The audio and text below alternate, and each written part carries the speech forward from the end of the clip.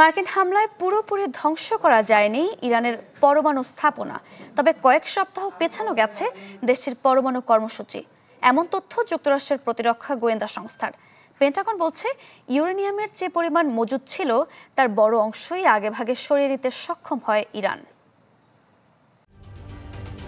ঢালাইয়ে দৃঢ়তা, নির্মাণে নিশ্চয়তা, প্রিমিয়ার সিমেন্ট, ঢালাইয়ের রাজা।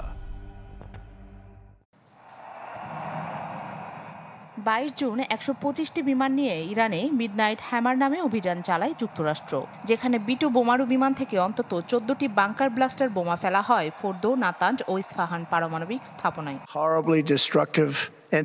হামলার পর মার্কিন প্রেসিডেন্ট ডোনাল্ড ট্রাম্প দাবি করেন ইরানের পরমাণু স্থাপনাগুলো পুরোপুরি ধ্বংসে সফল হয়েছেন তারা। তার সাথে সুর মেলায় ইসরায়েলের প্রধানমন্ত্রী বেনিয়ামিন নেতানিয়াহু।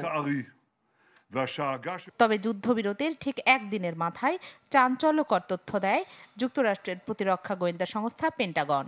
জানায় ইরানের পরমাণু স্থাপনাগুলো পুরোপুরি ধ্বংসে সফল হয়নি যুক্তরাষ্ট্র, তবে দেশটির পরমাণু কর্মসূচিকে পিছিয়ে দেয়া গেছে। পারমাণবিক কর্মসূচির মূল উপাদান সেন্ট্রিফিউজগুলো কয়েক মাসের মধ্যেই ফের চালু করা সম্ভব।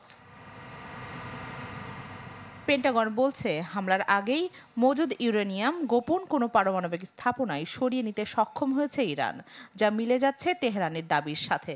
গত রোববার হামলার পরপরই ইরান দাবি করে হামলার শঙ্কায় আগে ভাগেই সরিয়ে ফেলা হয়েছিল মজুদ ইউরেনিয়াম। এছাড়া পারমাণবিক স্থাপনাগুলোর আশপাশে কোনো তেজস্ক্রিয়তার প্রমাণ না মেলায় তেহরানের দাবি অনেকটা সত্য প্রমাণিত হয়। আন্তর্জাতিক পারমাণবিক শক্তি সংস্থা IAEA এর দাবি, যুক্তরাষ্ট্রের হামলার পরেও ইরান 60% মাত্রার ইউরেনিয়ামের 400 কেজির মজুদ রক্ষা করতে পেরেছে।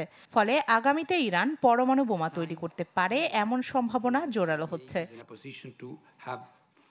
এরই মধ্যে ইরানের পারমাণবিক সংস্থার প্রধান মোহাম্মদ ইসলামি দিয়েছেন পরমাণু কর্মসূচি চালিয়ে যাওয়ার বার্তা। ক্ষয়ক্ষতি মূল্যায়নের মাধ্যমে কর্মসূচি পুনরুদ্ধারের কথাও জানায় তেহরান। রাখি জেসমিন, চ্যানেল 24।